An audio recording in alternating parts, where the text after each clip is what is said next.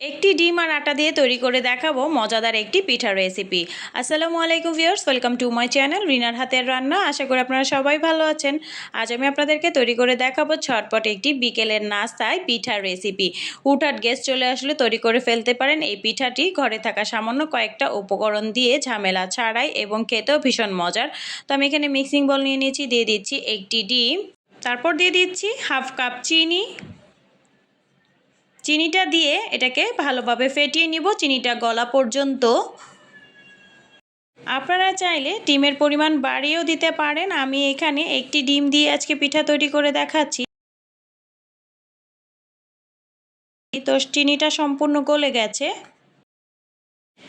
ডিম বাড়িয়ে দিলে বাকি সব উপকরণগুলো একটু বাড়িয়ে দিতে হবে। তো তারপর এখানে দিয়ে দিচ্ছি 1 কাপ আটা, তারপর এখানে দিয়ে দিচ্ছি হাফ কাপ সুজি। আমি এখানে আজ আটা দিয়ে পিঠাটা তৈরি করছি।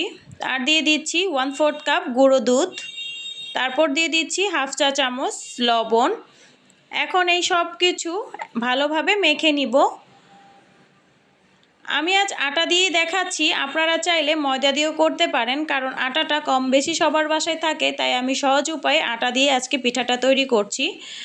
তো এই মিশ্রণটা মাখার সময় একটু আঠালো লাগতে পারে, মাখতে মাখতে এক পর্যায়ে এটা ঠিক হয়ে যাবে।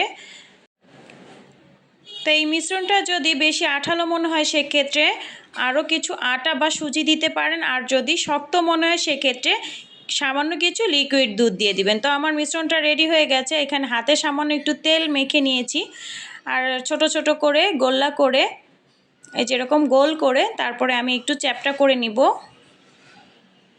আপনারা চাইলে আপনাদের পছন্দ মতো যে কোনো শেপ দিয়ে নিতে পারেন। দেখুন আমি যেরকম করে চ্যাপ্টা করে একটি শেপ দিয়ে নিয়েছি। এভাবে পিঠাটা বানালে দেখতেও সুন্দর লাগে। তো আমি আপনাদের দেখানোর সাহায্যে আমি আরেকটি দেখিয়ে দিচ্ছি।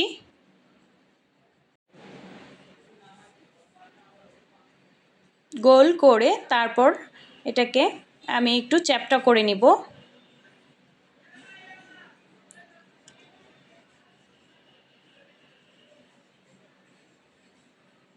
দেখুন, তো এইভাবে করে আমি সবগুলো পিঠা বানিয়ে নিব।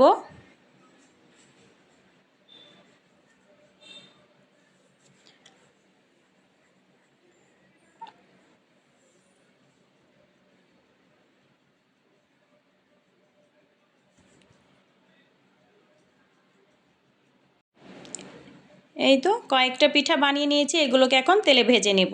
তো চুলায় একটি হাঁড়ি বসিয়ে আমি তেলটা গরম করে নিয়েছি। তেলটা বেশি গরম করা যাবে না, হালকা গরম করে নিতে হবে। তো তেলটা গরম করে আমি একে একে সবগুলো পিঠা দিয়ে দিচ্ছি। আর এই পিঠাগুলো ভাজতে হবে চুলার আঁচটা মিডিয়াম টু লোতে করে। যদি চুলার আঁচটা বাড়িয়ে দেন বা তেলটা যদি গরম থাকে তাহলে পিঠাটা উপর থেকে কালার চলে আসবে আর ভিতরে কাঁচা থেকে যাবে।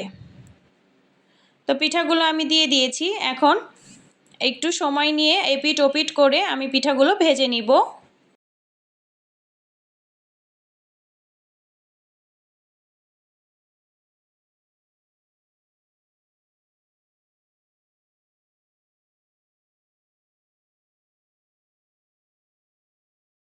তো একটা পাশ হয়ে গেছে, আমি এখন পিঠাগুলোকে উল্টে দিচ্ছি।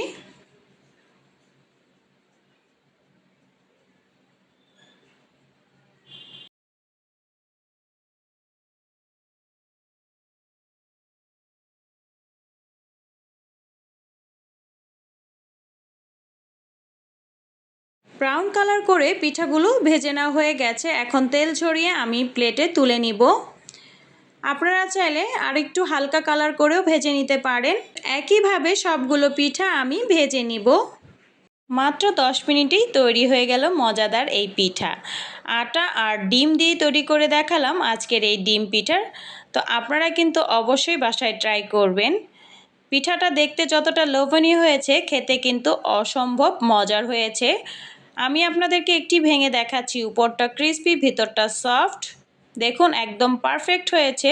তো আমার এই পিঠার রেসিপিটি আপনাদের কাছে যদি ভালো লেগে থাকে তাহলে অবশ্যই লাইক, কমেন্ট এবং সাবস্ক্রাইব করবেন। পাশে থাকা বেল আইকনটি প্রেস করে রাখবেন। আপনার একটি মূল্যবান লাইক অ্যান্ড কমেন্টসে আমাকে নতুন নতুন ভিডিও তৈরি করতে উৎসাহ জাগায়। তো ভালো থাকবেন সবাই। আল্লাহ হাফেজ। আসসালামু আলাইকুম।